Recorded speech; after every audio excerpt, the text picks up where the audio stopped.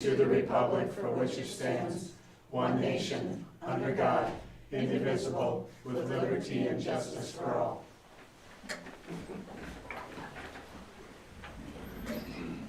Colleen, would you take roll call, please? Haithman, Here. Huseby, Kirsch, Here. Kissinger Wolf, Here.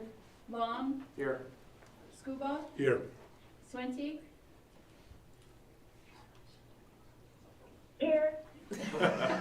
Come on, Nan, pick up the pace. Baloo, Here. Zimmerman. We have a quorum. Looking for a motion to approve the agenda as presented. So moved, Kirsch. Long second. Motion's been made and seconded. Do you want to do roll call or just, What do you think? No. that's right. All those in favor? Aye. Opposed? Hearing none, motion carried.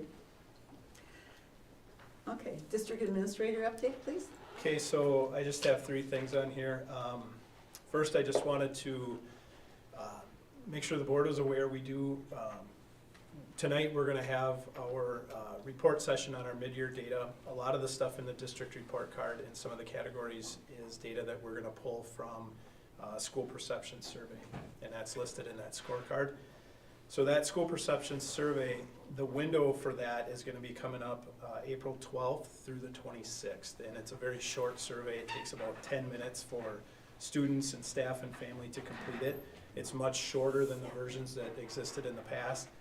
But I've been meeting with the school perception folks. We're on track to do that. I will send some communication out on April 5th to everybody, and then from there, they basically take over and independently handle the survey results, and then we will have them present the results to the board on our June regular meeting. So it's, once I send that information out, everything's completely in their hands to complete. Wanted to let everyone know we will be beginning the interview process for the Activities, Recreation, and Pool Director tomorrow with the screening interviews, and then we will be set up for final interviews on April 5th, so I'll have a recommendation hopefully for that at our April meeting as well. And then the last thing, we had discussed at our last meeting about a carryover on a couple of items. One was food service special dietary guidelines, and I had sent out an email shortly after that with some communication. That is an admin guideline that accompanies policy 8850, so it isn't something that carried over into this to this meeting. So that'll be more so something that we're focused on for next year, making sure that it's ready to go and that guidance is out there for families. And I think that is all I had to update the board on. Okay, any questions for Wendell? Okay, moving on to item 7, public comment. Is there anyone here for public comment?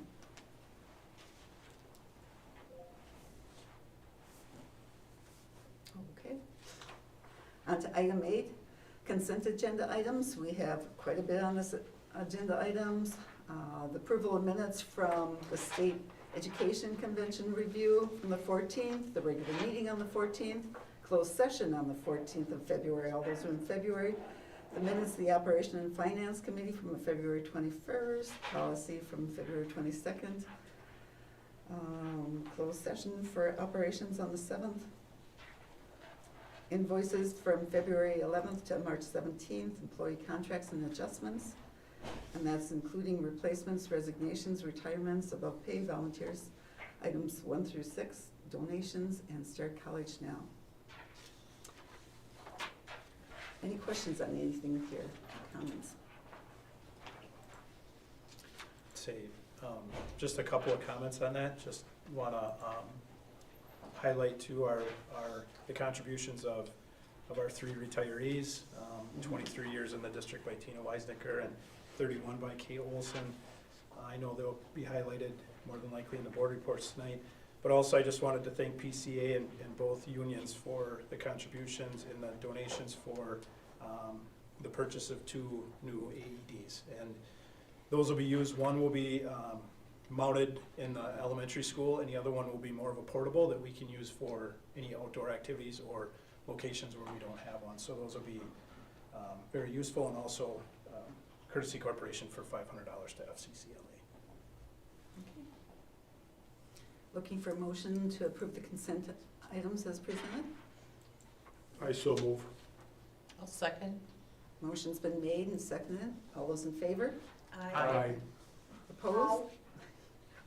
Opposed? Waiting. Okay, motion's carried. Moving on to staff reports. Who would like Guy? With the elementary report, I just want to highlight that our parent-teacher conferences, we had, how did I grab glasses? 84%. It's really comparable to what we've seen with spring conferences in the past. I do think that our Seesaw communication tool is really effective. I put in a number of posts and a number of family visits. And I really feel like we depend on that tool a lot. I'm glad we got that a couple years ago. I also wanted to highlight we're continuing to work, our building leadership team continues to work on our schedule for next year. Our goal is to have a master schedule in place when we leave for this, for summer. And as Wendell said, we have some retirements. That's not in my report, but we're starting the interview process. I'm not looking forward to really replacing Mr. Mickelson and Ms. Kernan, who also retired, Mrs. Weisnecker, realizing that the challenge of replacing people like that is huge. And it's really difficult with a limited number of applicants that apply. So that's something we're working on. When we come back, we have some interviews set up for April 3rd.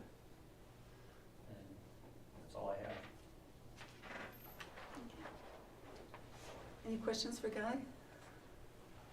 Thank you. Moving right along. Yeah. I just want to start off by saying, like Wendell said, Kay Olson is on the retirement, and we want to thank her for all of her years of service to the district, both as a teacher and a coach. She coached a number of years throughout the district, and again, she's going to be missed, and we wish her very well in retirement. And I get to see her usually once a week. She comes into the pool and swims in the morning, so it's been nice to at least see her and catch up, so that's good. We are gonna, just a couple quick things from the middle school report. We are gonna be preparing for forward testing as soon as the kids come back after break, so we'll be getting that process underway. Another thing that we are gonna be implementing, you guys will hear more about this in April, but every quarter, we try to do something for our kids as an incentive. So the first quarter, we did a student versus staff basketball game. The second quarter, we did an activity day that the students could choose something to participate in. The third quarter, we are really gonna focus on giving back to the community and community service. So what we're gonna do is every teacher is going to be leading on the morning of April 26th. It is actually in conjunction with Global Youth Service Day. We are going to be going out and doing different projects, some within our school, some in the community, some that are going to be helping other local organizations that all our kids are going to be involved in.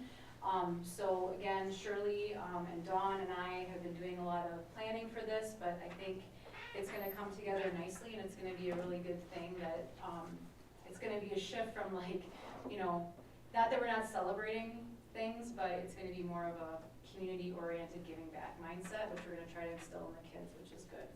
And then the last thing, our building leadership team just kind of completed one of our big tasks that we had set out for this year, which is putting together a life skills readiness rubric that we're going to be implementing with students next year and doing a lot of parent education about. Basically in three main areas that involve communication, problem solving, skills, and responsibility. And we're going to also tie that in with our PBIS points and things like that. And also we're looking at trying to develop a student reflection piece on that as well, so they can be self-reflecting on those things. So that's one of the big tasks that our building leadership team undertook, and we just kind of wrapped that up last month at our meeting. So that's it. I've been busy. Yeah. Very good. Any questions for Stacy? Comments? Thank you, Stacy. Yeah.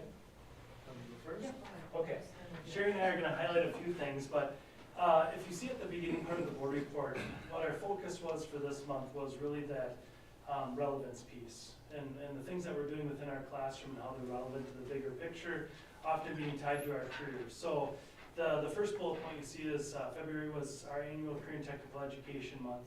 And a big piece of this was, for this school year, was the connections with our community through guest speakers. So the three different departments with Career and Technical Education had a lot of people in directly during class and participating with students in activities. You may have seen some of those releases in the paper or on our social media account. For example, with the military end, working with our culinary groups on the food nutrition packets and how they're in the MREs that they're using with our different armed services, and talking about how those are designed for the meal content and the different kinds of calories, and they work directly with those representatives from the military. And Tech Ed, there was a lot dealing with our construction, building trades areas, and manufacturing, where I think they had like 6 or 7 guest speakers in over the course of the month. And then business ed, there were some different speakers dealing with finance. So really trying to help students make that connection between the daily things they're learning in class and associating it with people right here in our community that are doing that every day for a living. So that was one of their big focal points when they started planning back in December, January for how they were going to celebrate the month, was the guest speaker part. So thank you to the people that were a part of that coming in from our community.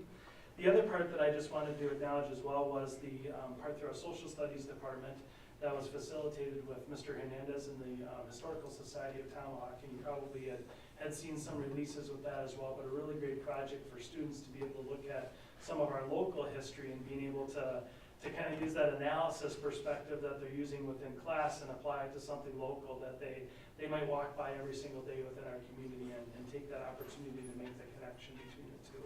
So they were able to do some friendly competitive challenges, and that was also supported by the Bishop family and others in our community to kind of add a little bit of extra incentive. And I was able to attend the awards presentation for that and just hear some of the things that the kids and families were saying about it. So that was a great experience to really make, again, that relevance connection for our kids. And I'll spin off of that with the Historical Society again and the Darlene World grant that Bill reached out to us on, having the ELA department connect with Steve and Lori Mitchell. Came back, Steve did a presentation. They were on the tail end of their science fiction unit. They're getting ready to do their writing, so he was able to come in and talk to them about sci-fi and, you know, how do you work all that, how do you develop characters, how do you develop a plot, how you do proper research and build that in, some author's craft stuff. So that was very, very cool for the kids to have him there. And he actually sat with each of them and helped them, talked to them, and said, what are your plans, and did you think about this? So a great opportunity, and we thank everybody for that. We finished up our first online ACT, which was a little nerve-wracking, but thanks to Dean and Teresa and a lot of others in the building, Paula, LMC, were able to pull that off with very little issue at all. So it was fully online and a lot of tech behind the scenes and training, so that all went really well. And we're spinning right into pre-ACT, so that'll be on April 19th, so we're gearing up for that. That's fully online too. That day will be just 9th and 10th graders. They're the ones that test pre-ACT, so they'll be in the building, and our 11th and 12th graders will have a remote learning day that day. It mirrors the ACT, so it's really important that we mirror it in all aspects, as far as the testing environment and keeping things just as they should be for ACT, so they're prepared for that day. So, that's all I have. Any questions for Ryan or Sherry? Well, thank you both. All right, I'll just highlight a couple of things from the teaching and learning report. Wendy introduced last month when we met the cooperation with Aspirus and the goal to have a child find coming up in April. And Title I under our federal requirements has always done a family night, so we're going to couple ourselves with that night and bring that back because we haven't had one since prior to COVID.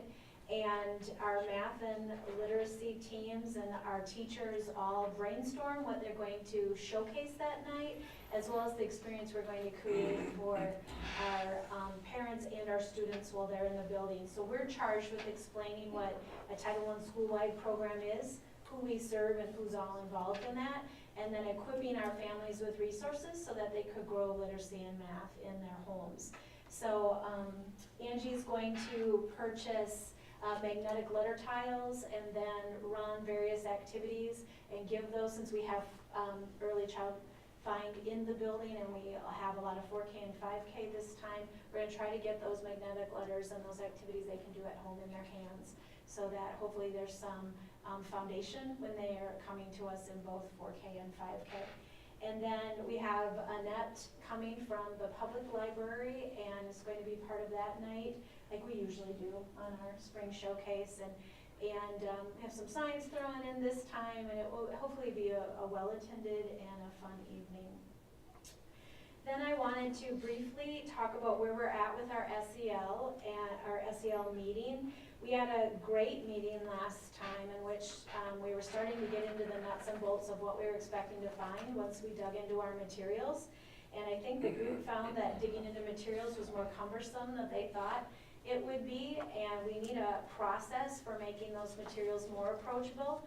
The committee also felt like they wanted to speak what they did not want to see in materials, so we took a brief amount of time to at least list things by topic, and we have determined we'll probably need to add an additional date so that we can facilitate more digging into those materials. And we've also opened up time for people to come in if they want to in the building, look at materials on their own with us in the building, on their own, meeting not with the committee, but with us here in the building. Will help navigate those materials as much as someone would like to do that. And I did have one of the committee members reach out to me to do that, and I'll be here during spring break, so there'll be a time that one of the committee members will come in. I know, Shar, you wanted to come in as well, and then ended up. I was sick. Yeah, so anyway, we want to continue to make that available and add another date. Then the last thing I want to highlight is elementary. One of our goals this year, we're looking at a lot of different curricular areas across the entire district, but in elementary, we, what I thought was going to be a pretty routine process, we started talking about science at the elementary. And I realized just how much science was not being done. And the teachers realized how much science they weren't getting in. And so we started talking about what do the standards say, what does science in elementary look like, what are our expectations, what are our goals, how does it connect to other content areas. We took a whole day and had one committee, so a representative from each science grade level come in and learn about what science looks like in the elementary. A lot of excitement came out of the day, still caution about time. So I'm so grateful that the elementary is going to look at a master schedule, and hopefully we see a space where science fits in, at least at the upper elementary, to be a focus, because they have some great plans for doing science well, so our kids have a strong foundation. Those are all the things I wanted to highlight. It's been busy. Any questions? Teresa, I see April, let's see, you're gonna have community meetings for the, learning readiness, the SEL? Are you Yes. inviting the public in? Yes, so those will be informational meetings, Q&A in the auditorium, and those are open. That's not just the committee, that's anybody That's in the where- public who Okay, wants to and I come. noticed on Wendy's report, she says it's in this room, but is it in the auditorium? I'm the one who booked it, but she has a better memory than I do. I think I had to switch it, and I switched it in here, so that would be accurate. Oh, so it's in And this that would follow room? my Okay, 55-year-old brain train of thought. Yes, so thank you. Thank you for that clarification. I understand. And Yeah, Teresa, it is in here. I'm sorry, I didn't mean, how are you communicating that out to the community? We thought we would use social media and then also use our committee, and Skylert. Did you have other suggestions? Well, I would think it would be appropriate to notify it on, we have time. We could certainly put a blurb in the leader and on JJQ. I think Sure. it's appropriate to cover Sure. all bases with that. Yeah, we did that for the both- first time. yeah, The and- informational meeting, that makes sense to follow suit. Yeah, Yeah. that's a great idea. Okay. Okay. Wendy had a conflict when we moved the meeting to later in the month, so she submitted her written report, but she won't be with us tonight. Any questions on Wendy's report? Okay. School resource officer. Item 10. Hello. When I reflect back on this, it's kind of interesting, that this is my 5th year that I'm here at the school district as a school resource officer. And, it has its ups and its downs, just as anywhere does, but we get through them. As you may or may not know, but, big part of the school resource program is to build trust and develop positive relationships with students, staff, and the parents to obviously enhance the quality of life here at the school district. I would say there are 3 main hats that I wear, but I wear a lot of hats when I really think about it when I'm here. And the 3 main ones are, obviously law enforcement, teaching, guest speaker, and informal counselor, mentor. And, how those work is, at times I'm one or the other, or I'm all 3, or I'm a lot of different hats. And, hopefully, in building that trust in the positive relationships, hopefully I'm able to make connections with the students and preventing problematic behavior. But if we do run into issues, hopefully I can get them to or the school and myself can get them to change their behavior when they do make poor choices. Some of the things, such as, guest teacher and speaker, I've been in the health classes, presenting on drugs and alcohol. I've been in family relations, presenting on abusive relationships. I guess after testing coming up in the middle school, I'll be helping out Mrs. Hughesby with some lessons that she's going to be given at that time. But obviously, one of the reasons that I'm here is to help bridge that gap, build relationships, increase positive attitudes towards law enforcement, teach them the value of the legal system, promote respect to people and property, and just make them aware of the rules and authority and justice, and hopefully keep them out of that going into the juvenile justice system. But ultimately, it's in the name. I'm a resource for just about anyone that asks for it. And I collaborate with the staff, basically in the interest of school safety, and build those relationships. I know this past, no, it's not, last week? It was last week. I losing track of time now. Just last week, for example, in the middle school, they earn points for doing things for PBIS, and 2 students, instead of going into the office and loading up on snacks and whatever else they can load up, they chose to have donuts with me. And, And hot chocolate. and the extra points that one of the students had, he bought hot chocolate for everyone. So for the first hour of the day, they got to come to my room, and, we got to enjoy donuts and hot chocolate, and just, talk, just about anything. I mean, so that was really good. Any of you that know me, I'll never pass up a donut. So, I mean, that stigma, that's actually real for me. So. But other than that, that's really about all I got. 5 years already? Yeah, Wow. this is my 5th year. I think COVID kind of throws in a wrench in that, because, you know, we ended my first year, I started after Thanksgiving, and then COVID the next year, you know, I wasn't here after March, and then the following year, we were here, well, the elementary was here all the time, but the other students weren't here all the time, so when you come to think of it, yeah, it's my 5th year. Wow. Any questions for Brett? No? No. No sewing projects up there? No, I did have to have one fixed. Oh, okay. Okay, thank you, Brett. All right, thank you. Okay. Item 11, approval of the season 9 services for 2023-24 school year. Okay, so service contract is attached to the agenda. Very straightforward. I don't believe we have had any changes from last year. In fact, some of these items are continuations from things that we've started, so, and, you know, we're hoping to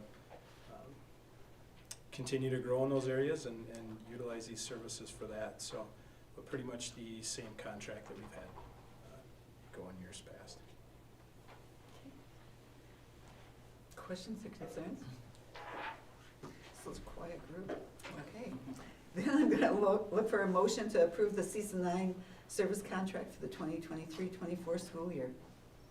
I'll make a motion to approve the season 9 contract.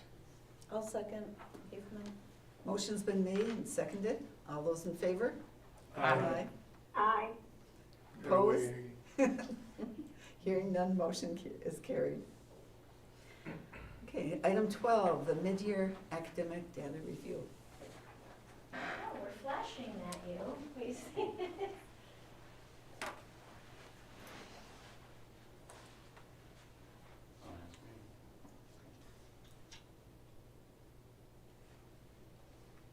Okay, you do have most of the slides attached in the board meeting, board books.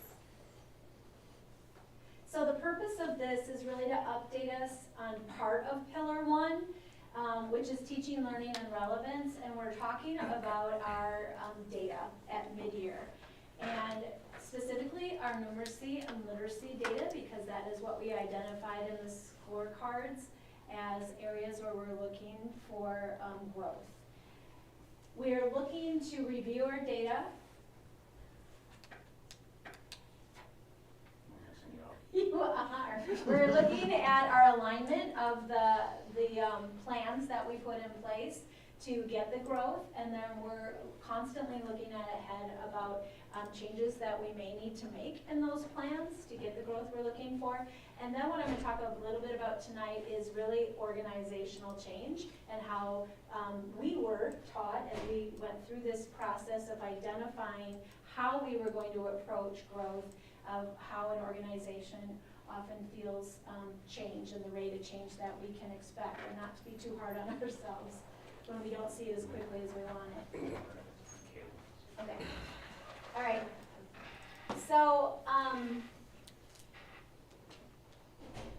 I included in the second slide something that doesn't look like Tomahawk.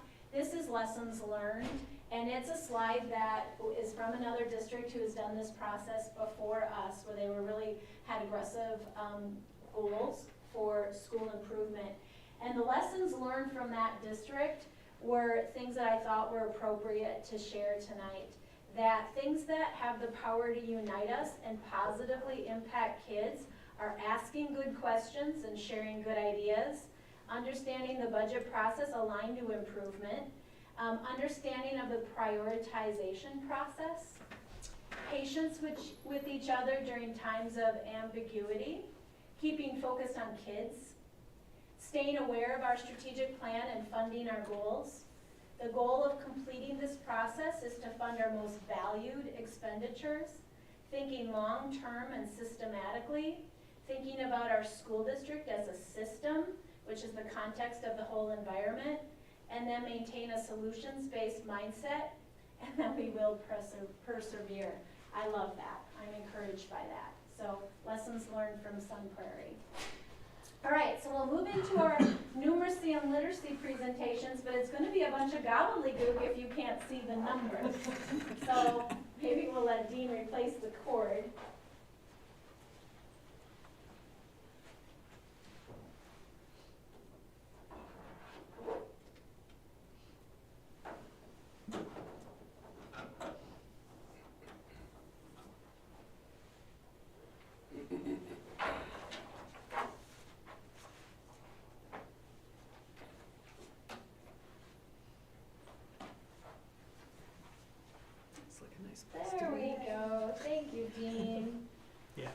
Yeah. Okay, this is Angie McPherson, our reading specialist, and then we'll have Lori Tracy, our math specialist. Okay, so I'm just gonna share with you a little bit of, oh, thank you. I don't know what will happen now. A little bit of our recent history literacy-wise. So just to kind of highlight where we've been over the past, 5+ years. You'll notice that we, in June of 2017, adopted writing units of study as a resource that we were going to use. We used that writing resource in grades K through 8, and the reading units of study in grades 4 through 8. So when we first adopted that, we had a lot of training. We got to go to Green Bay as a big group, and that didn't stop when we came back. We also had some training in-house. We had one of our specialists got to go to New York and train with the person, Lucy Calkins, who designed those writing units. And we had just ongoing classroom development, which was awesome. And then you'll notice as we kind of traveled along, recently in 2020, third grade got the chance to pilot Fundus and Pinnell Classroom. And after they spent a year with it, we looked at that resource and we looked at some other resources, and we did decide to adopt Fundus and Pinnell Classroom. That was fairly recently. And we added the year after that, grades 4 through 2. So just to keep in mind that those are pretty recent adoptions. It takes some time for an adoption to take effect and for you to see it in your data.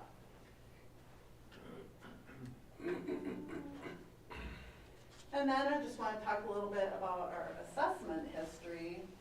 When I first started progress monitoring, we used a different tool called AimsWeb. And at some point that was changing and we needed to make a switch. So approximately in 2019, we started, in our department, interventionists, started using FastBridge as a tool to monitor the progress of kids. So it's a short-term monitor. We do that, depends on the kids, how intensive the intervention was. Could be weekly, it could be bi-weekly, it could be once a month. We're using that with all of our kids in the elementary school this year. And many kids throughout the whole district. So we've got lots of people, but basically the thing to notice here is that it was kind of a progression. So interventionists used it first, then we needed to find a screening tool for our whole district to use. We looked at FastBridge because that was something we were already using. We also looked at some other tools. A committee came together and chose FastBridge as our screening tool. Grades grades 2 through 8 used A reading in 2020. That was the first year, and I'll talk about what A reading looks like as we get a little bit further in there. And auto reading, they have 2 separate screeners that we used. The first year we only did the A reading. That's a more general reading screener. Then we added the auto reading, which is more of the phonics-based or word study-based screener. And the high school was added that second year as well. And last year, our first grade started using early reading. That's a screener for our lower grades. So they started in the winter with A reading, and then kindergarten started just this year. So you'll see that data is not very deep because they just began. So starting with the early reading for kindergarten, you'll notice that there are 2. We have onset sound by percent of students up here in the white, and letter sound by percent of students. They actually take 4 subtests, and they're screened 3 times a year.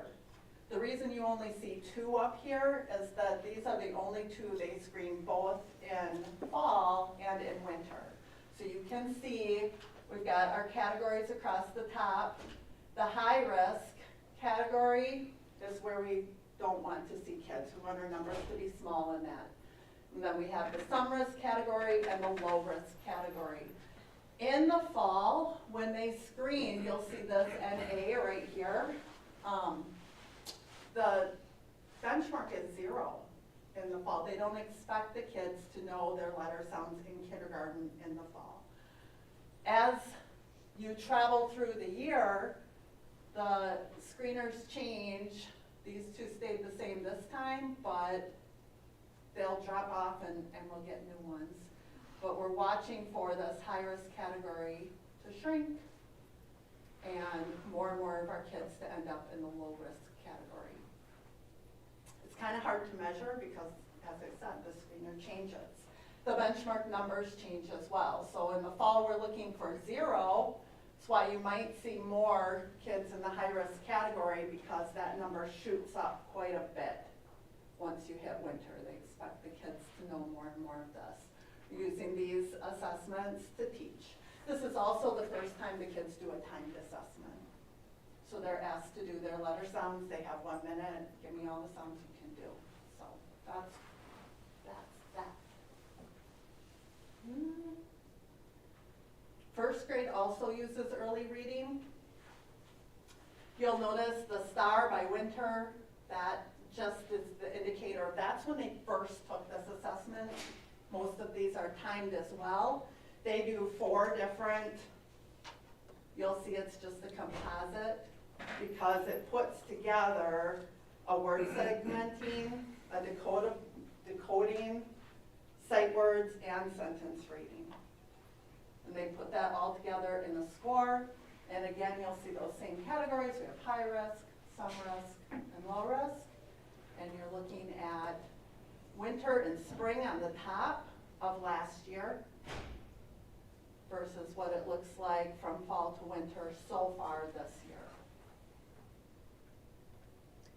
Angie, what are the advantages or disadvantages of a timed assessment versus just an assessment?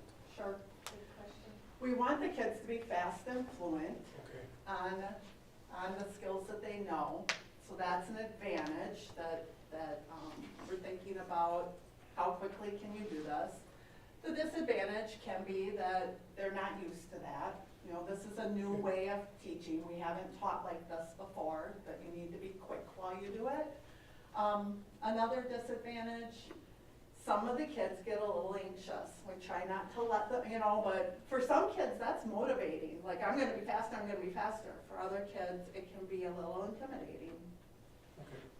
Can I just add a follow-up to that? So we have a kindergarten teacher here, and recently we met as a kindergarten team, and they expressed their frustration with the fact that it was timed and that they weren't getting to, if they just stuck to the time piece, they wouldn't see all of what a student knew. So then that team talked about the advantage of, after the time was done, still giving the students all the letters, I think in that case, right? So that they could get a picture of what the kids knew versus what they did in that amount of time. So recognizing the disadvantages, making a choice to use it to inform instruction, not just get a number.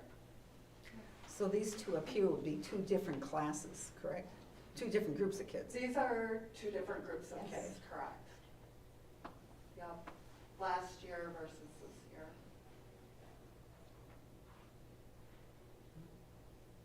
Any other questions about early reading? I have a question for Angie. Yes, Ann? Because I can't see the screen, obviously I'm kind of taking this. When you talked about the early reading for kindergarten, you said that the screeners changed. Can you tell me, Andy, I can't, like the screener that they give in the fall is different Yes. when they give it the second time? So that also, to me, that kind of, you know, how do you measure the knowledge if you're changing it? Does that create a problem for It's the interesting. kids? It is interesting. It's the first time. So in the fall, the kids are asked to do a concept of print. You know, that one where they have to know how print works. They're asked to do onset sound, which they also do mid-year. So that one we can compare. At the end of the year, they don't do onset sound anymore. So first letter, they're not worried about that anymore. We're moving on to a higher level skill. In the fall, they do letter name. We don't see that again the rest of the year. So do the kindergarten teachers still assess that? Yes. Yes, they're still looking at that. It's just not part of our screener. And then they do letter sound, which they do again throughout the year. Onset sound drops off, and they do sight words. So as they're growing throughout the year, working toward, learning to read, the assessments change. But we still have our benchmarks, so that's another way we can measure when we don't have the growth from where they were in the fall. So just out of curiosity to follow up on Kay's question, so if your group of, so the 21, 22 kids, can you follow that same class through 5 years? And Not on this assessment. Not on that assessment. So you This can't, assessment is an early literacy I was on the same assessment. page because I noticed that too, and I went, okay, so how do you track how that group as a whole So is they're gonna do improving a over time? Different Right. assessment, Mhm. yeah, But still a reading assessment. right. And it all components of reading that are measured just differently, but you're growing in Oh, complexity of skills. Oh, I understand that. But that's why she also did the timeline of when first grade started the assessment, because we only have, 2 years year. worth of data. Everybody here, This is so it, yeah. Fall, winter to winter. Yeah. Mhm. Any other questions? Good questions. All right, now we're moving into, this is just the elementary school, grades 2 through 5. This is the assessment called A Reading. So this is a general assessment. It's a computer adaptive assessment, meaning the kids get on the computer. They will get small passages or sentences to read or a definition, and they have, it takes about 30 minutes to go through, depending upon the child. And it will adapt up or down. So if they're answering questions correctly, the questions get harder. If the questions are too hard, it will adapt to the student's ability and then put them into 4 categories. So on this assessment, we'll actually see an advanced column. We have low risk, some risk, and high risk. And it starts with fall of last school year, fall, 21-22, and you can see the progression throughout that year. And then down below we have this year's fall to winter and what that looks like.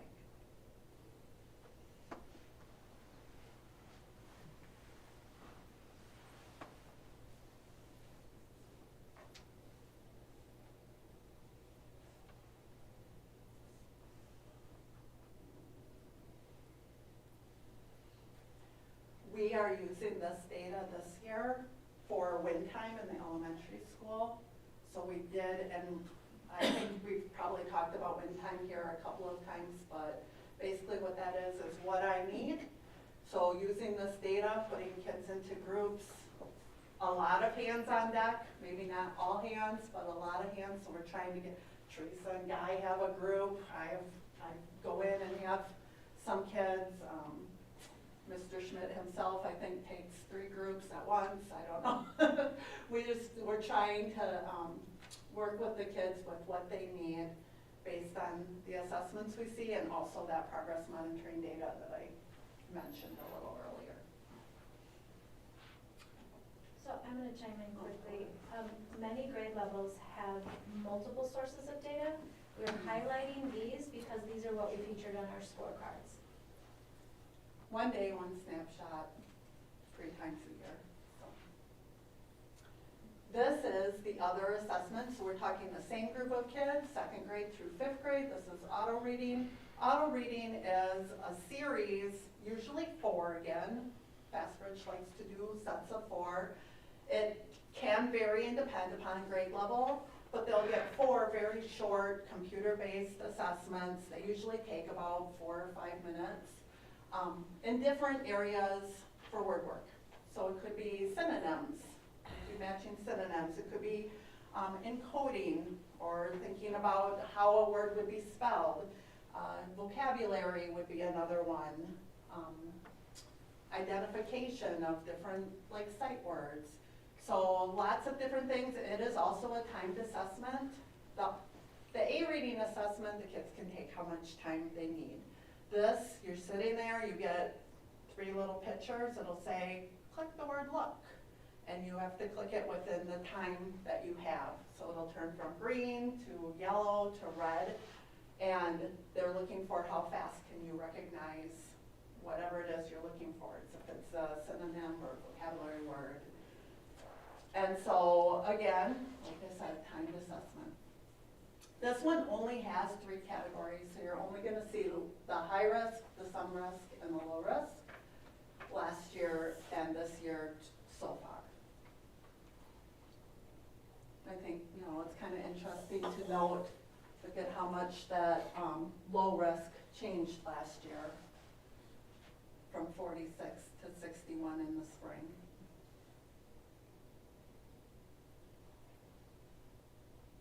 Tends to be a time of year where we see a lot of growth.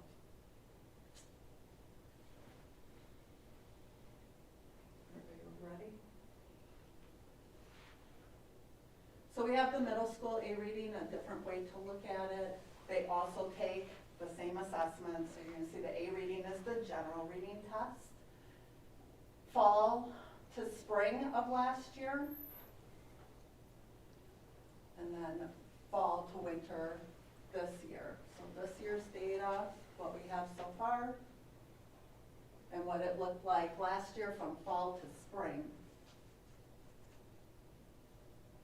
And just always remembering, some of these look flat, right? You're looking at these like 32 and 32. Just remember that that benchmark changes. So, as Teresa likes to say, it's a ball that you're holding for the little toddler, and then you move it further away and you still gotta come and get that ball. So they may not look like it, but the kids are still growing there too. Auto reading, again, that quick, more fun phonetic style test. Fall to winter. And fall to winter this year. These categories, they kind of match before. We have the dark red, that's the high risk, the medium risk or low risk in the middle, or some risk to low risk, high, some, low. That was gonna be my question, I couldn't understand Yes. what the different groups were, Sorry. you're missing it, yeah. Yep, A label on pointed there. that out on the last A one, label on but there. we And want your- those dark reds to be Less. And are all students tested, or there are some exemptions for various reasons? I would say all. I may be wrong on that. There may be some kids who do not have to, but as far as I'm aware, unless they're opted out, they're tested. I understand, I'm just looking at growth. If you don't test them all, Right. to me, it'd be hard to determine any type of growth. So what Wendy and I found this year is that last year, not all special ed students had scores in there.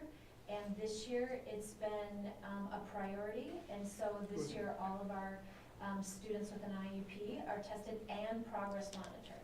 Excellent, I think that's excellent. It is considered our universal screener, so it should be everybody. And then we have just the fall to spring, so you can see what that looks like for a year's growth last year. And again, it's the same exact graph here that you just saw. I'm sorry, I should clarify, they're all progress monitored at the elementary. There's a different progress monitoring at the elementary. And then we have the high school. A reading, a composite test, fall to winter of last year, and this is our current year. High risk, some risk, low risk, advanced is the final column.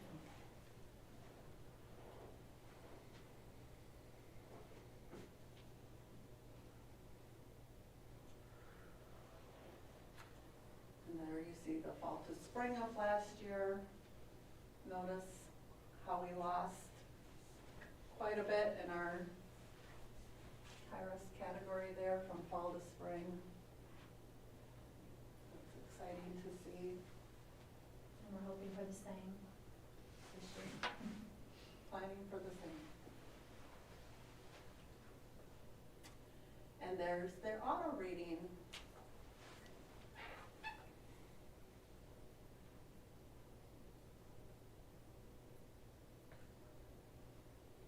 And last year's fall to spring.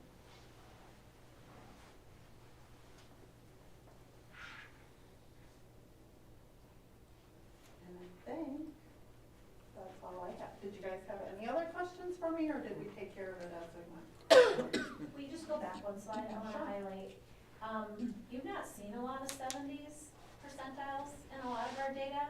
This is a huge highlight. Our high school literacy has been on a trajectory over 2 years of increasing, maintaining their increase when they come in the fall from last year to this year. So that's both 8th grade and freshmen contributing to those scores coming in this fall. So we're starting to see some sustained growth in that pocket, and that's really fun to see, because we really don't want to flatline and just see a year's worth of growth. We really want to start closing that gap. So this is a real bright spot.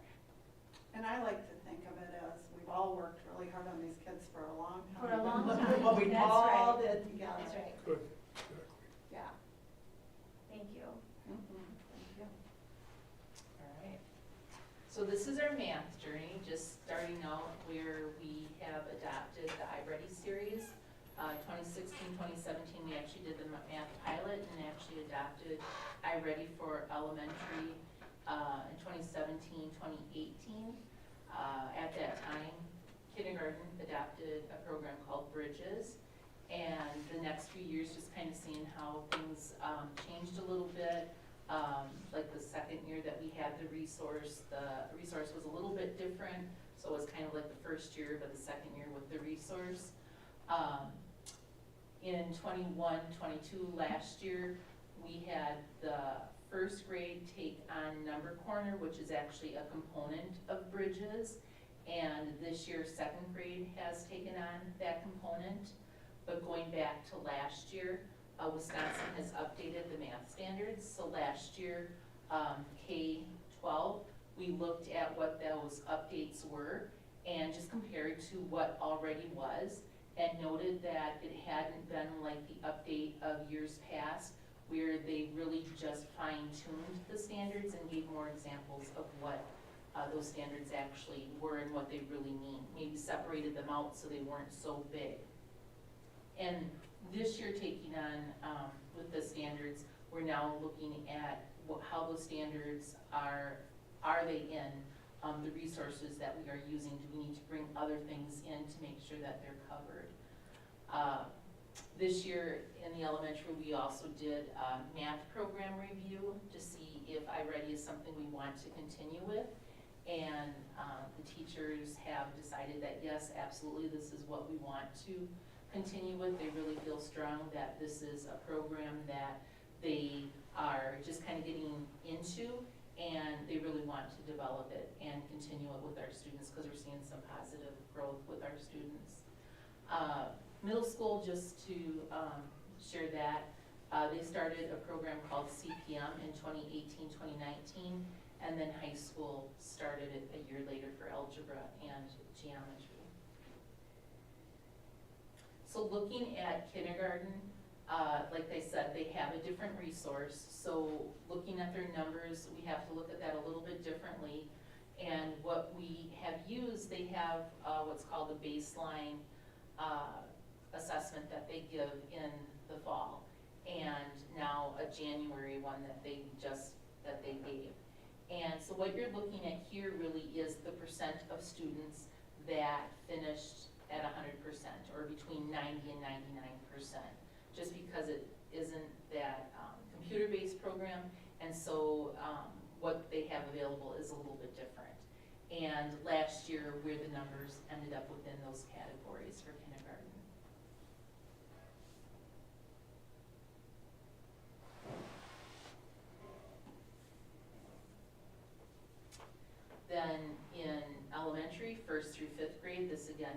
iReady.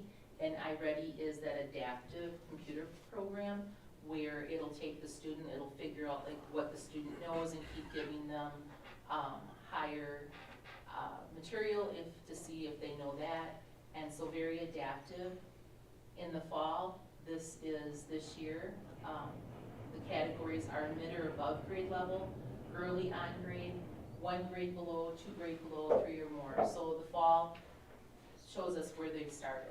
Winter, okay, where are we going? Are we making that typical growth goal? Are we going to make that stretch growth goal? Those are terms that are within iReady. The goal is that these 3 here, these numbers, the goal is to have them be smaller, and then, of course, the next 2, those numbers to get larger. And the last chart here is showing you where we finished last year. So can I reiterate that? So what you heard in the FAST bridge is that there's benchmarks, and the benchmarks get more difficult each time. What you're seeing in this data is we're looking for more kids to be on grade level. So they're different in the way that students progress through, looking like they're on level. Does that make sense? A benchmark versus an on grade level?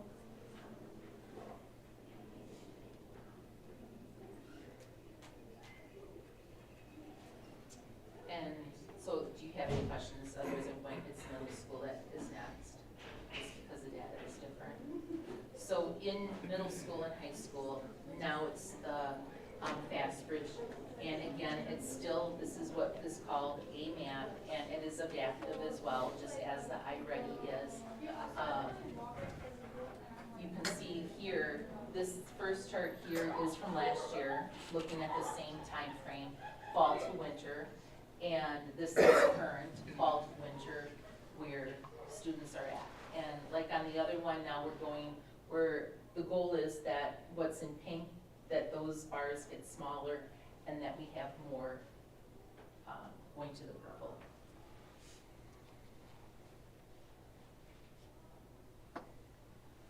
So this is a comparison of same time of the year last year to this year.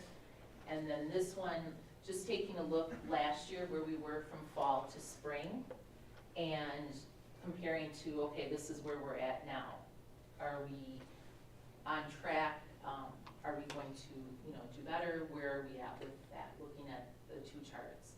So if I add up the purples here, we're getting close to our 70% mark here again too, which is a highlight. Some growth happening in middle school and math again. And then high school, same idea. This is last year, fall to winter, and this year, fall to winter.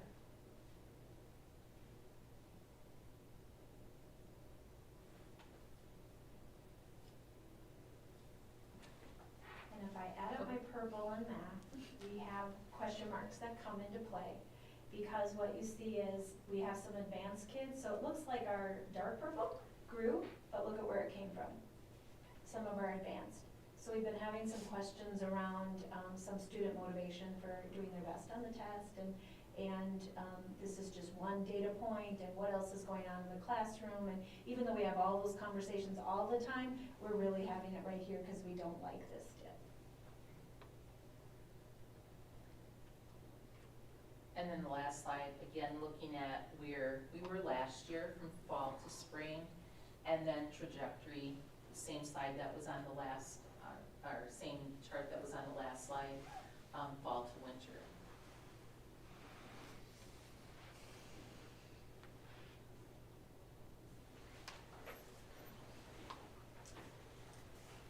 Thank you. So this last slide is what we have featured on the district level scorecard, kind of a compilation of a lot of the data sets that you saw.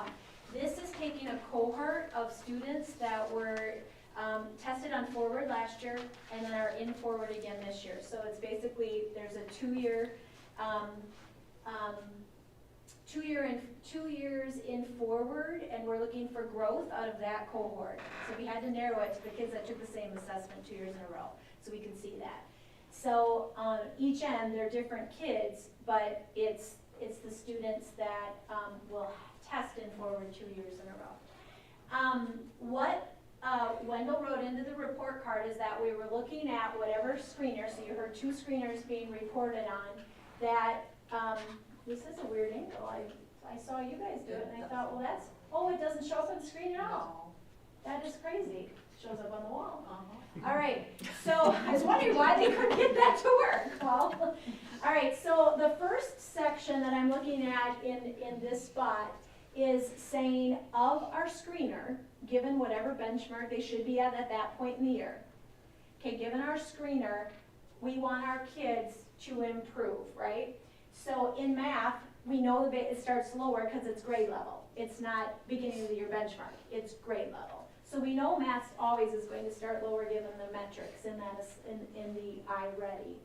So they started in the fall at 32%, so that's in grades 4 through 8. So last year's 3rd through 7th.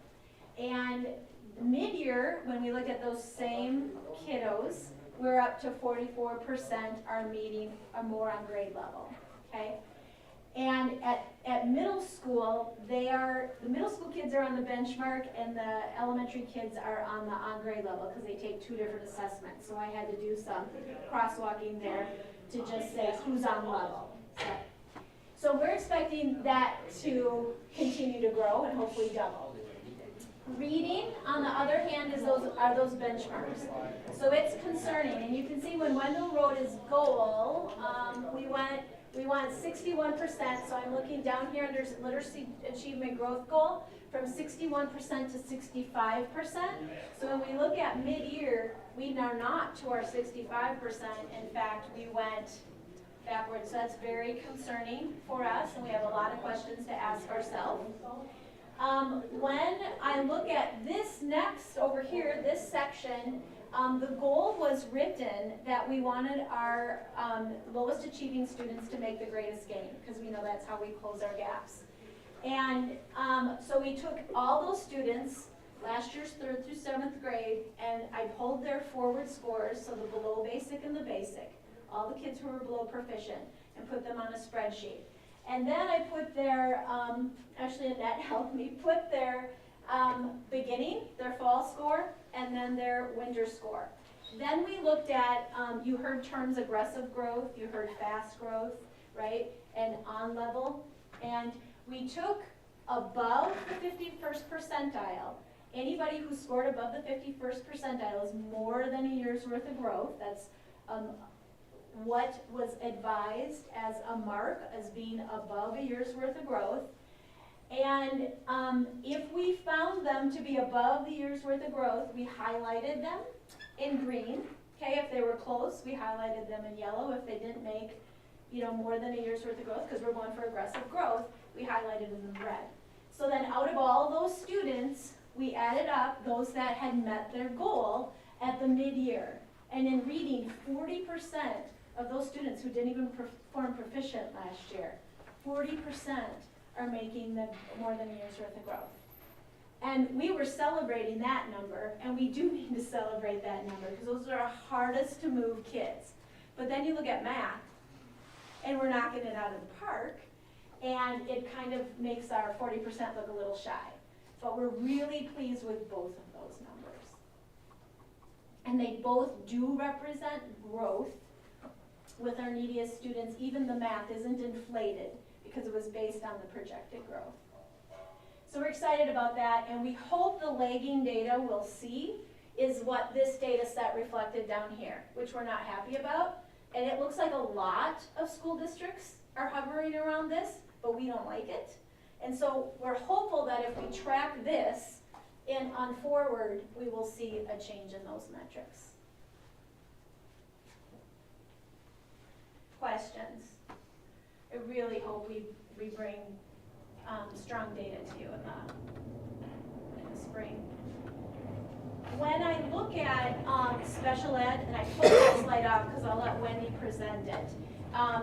We have, in conversations with you as our board, that we are working very hard with the special ed population. When I looked at her data, we have our growth mirrors that with our special ed students as well. So that's very positive. So even though you saw spots that were very, very bright, we still ask ourselves, how can we have such amazing teachers, which we know we have, who are working very hard and get some of the results that we saw, right? And we know that it's the change process. And we learn together as a system that we want, that change takes time. And we know that change has to be deep change. So there's something called first order change and second order change, and maybe you're very familiar with that. It's, a lot of organizations look at change in that way. But first order change are just those things that we may implement and do. Like you can look at each one of our scorecards and see things that are maybe in the first year. Like you can look at guys and you'll see the minutes that we wanted for ELA protected and the minutes we wanted for math protected. That's first order change. Guy and I can say to staff, we'd like to see that, and they can turn in their schedule to us and we can go on, but we've only at first order change. Right? Something we ask them to do, and okay. Second order change is when something is significant and fundamentally different. It's deep, it's embedded, it's the way you do business. And it's usually owned to the point where it's irreversible. It doesn't go away. And once you begin it, it becomes impossible to return to the way return to the way things were being done before. So here's examples, and the first one is an example I gave, and it is reflective of our scorecard, but this was from an article that you actually have access to that is linked in the board books presentation. So you can see lots of examples, and some of these look similar to what we have going on in our scorecards. So when we show you year 1 of implementation, or we're in year 5 of implementation, we ought to be expecting it to look different in our system. And those are the things we're working on.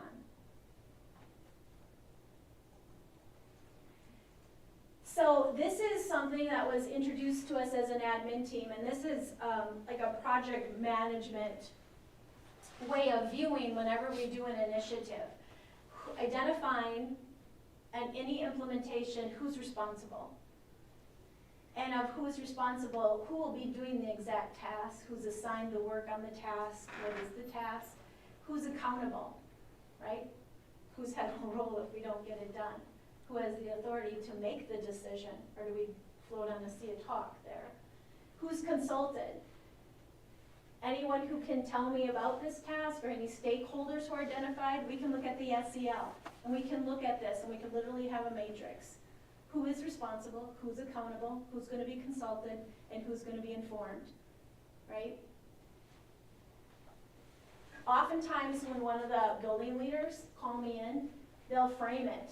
They'll frame. And I like it. Maybe they don't know they're doing it. Ryan's especially good at it. I don't need a decision from you. I'm just asking you how you feel. And I'm like, oh, I'm being consulted, right? And then there's other times I know I'm accountable, and that works well. And when tasks are identified in the district, the tighter we are with this, hopefully the more we can move towards achieving our goals. So change is hard, even when it's good. And this is something that we've also learned about a few times.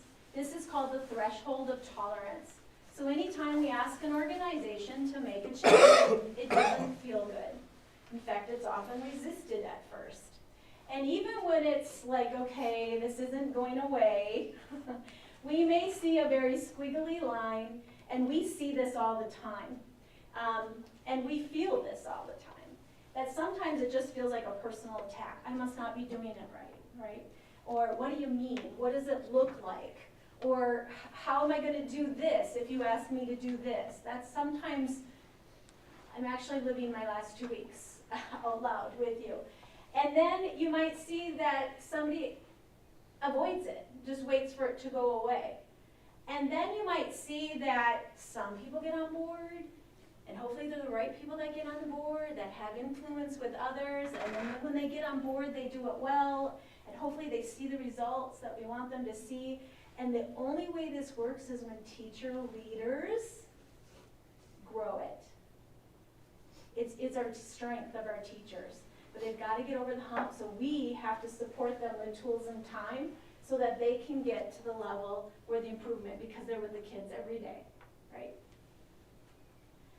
So we ask why, and within the last couple months, each of the building level principals had their teachers in their collab meetings ask the conversations of, because teachers were saying a lot of, it's just a lot going on.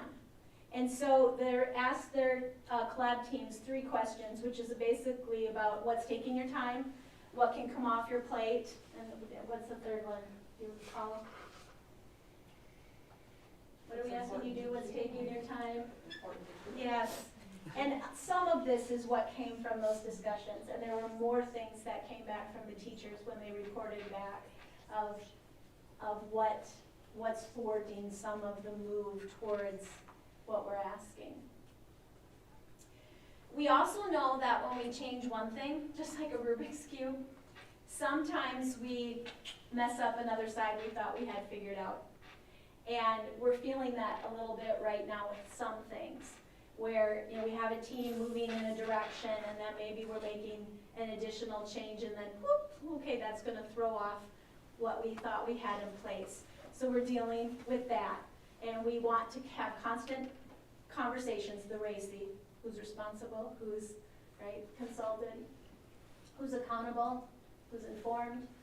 So we didn't present you just our scorecards tonight, but I'm highlighting on the side of this slide all those things that we see in our scorecard.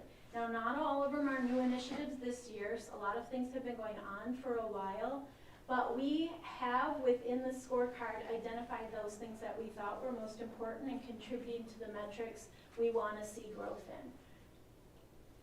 And so you've been hearing about these all along. Everybody's been pretty good about when they give their board reports throughout each month that they're focusing in on these things within our scorecard.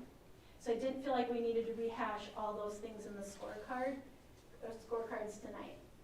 So this is a visual we kind of have been living by. We know we have a lot of things, good things going on, and everybody is working really hard, but we might not be going in the same direction.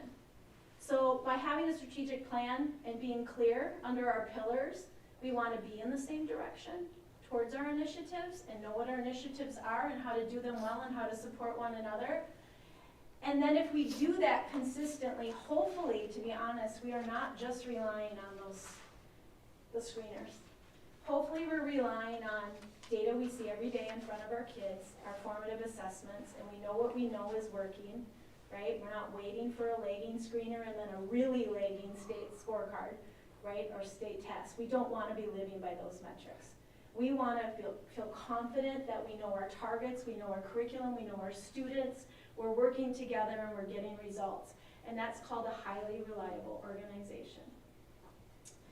And then if we do that in time, even though we're right here in the flat line right now, we hope that in time that we start to see a spike. Even though you saw pockets of it, we hope that we see that spike. And of course, what is our vision? Is what we were asked to do. Questions? I feel a little bit like a politician, and I did not mean to do that. I did not. No, I think that's great. A lot of good information, Teresa. Thank you. And thank you both. Yes, all your time and effort that goes into this. Any other quick comments or questions for Teresa? Or the other two, Lori? No? Okay. Moving on. Item 13, approval settlement from the Jewel class action lawsuit. Okay, years ago, I think back in 2017, maybe 2018, we joined on to be to participate in a class action lawsuit against Jewel for their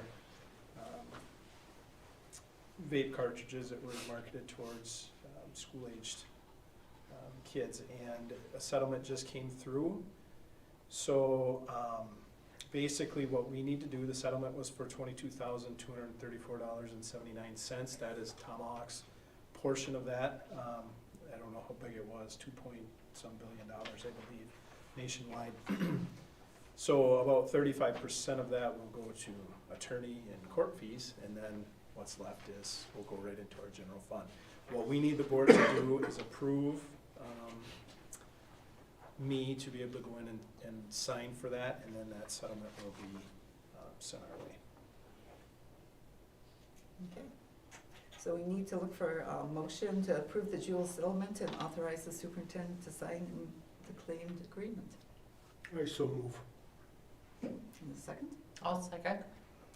Motion's been made and seconded. Any discussion? All those in favor?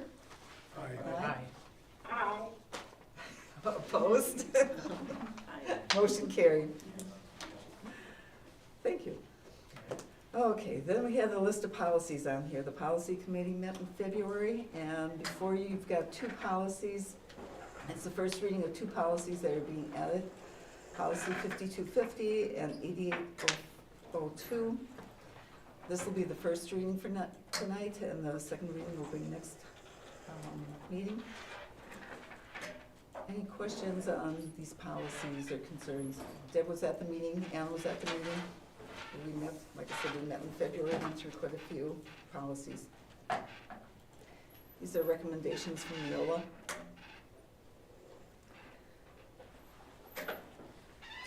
I will look for a motion to approve the first reading of policies 5250 and 8802. Okay. I so move. In a second? I'll second. Motion's been made and seconded for the approval of the policies presented. All those in favor? Aye. Opposed? Aye. Opposed? Sorry, Ann. Motion carried. Then item 15, you have policies A through L, which are in here. I'm not gonna read through all of them. There are some of these had minor changes. All these were recommendations from Neola that came through. There wasn't much that we had for discussion. Do you recall, Deb, on any of these? Not that I recall, that was, It was a lot of standard stuff that was going through and changes and recommendations, just to updates. Huh? A lot of grammar stuff. Yes, there was a lot of grammar in there. it was pronoun changes, that's, you know, just some minor things. Other than I didn't want Wendell going to search a vehicle by himself. I don't think that's how it exactly read though. But thank you, appreciate that. So we have these policies here. We still have some more policies to go through, and those will be at a later date, but I'm looking for a motion to approve the revisions to policies as presented, items A through L. I so move, Wendy. Okay, so motion's been made. Is there a second? I'll second. Blue? Okay. All those in favor? Aye. Aye. Opposed? Hearing none, motion carried. Board referrals, item 16. Anybody have any board referrals? I just had one quick here for, in our school news for March. One of the keynote speakers, that David Horsacker's in there with the 8 pillars of trust, which is kind of a nice read, something I kind of focus on. And then from the CISA 9 meeting for the common professional development in October, I think there's an increase of 20 districts that are joining in, of the 22 districts, and their keynote speaker is going to be, is it Tom Thibodeau? And he's also going to meet with a separate meeting with administration. I hear he's an excellent speaker. So that's it. Thanks, Deb. Thanks for being part of that. Okay, moving on to item 17, we're going to close session pursuant to Wisconsin statutes 19.85. Considering looking at some pre-expulsion notifications and personnel issues. Looking for a motion to go into closed session. So moved, Kirsch. And the second? Long second. Motion's been made and seconded. Do we need a roll call or can we do a vote? Yep. Roll call? Hirsch, Yes. Kissington-Wolf, Yes. Vaughn, Yes. Screwball, Yes. Swinty, Swinty? Yes. Baloo, Yes. Haefman, Yes. Okay. Thank you. Thanks, everyone, for your time.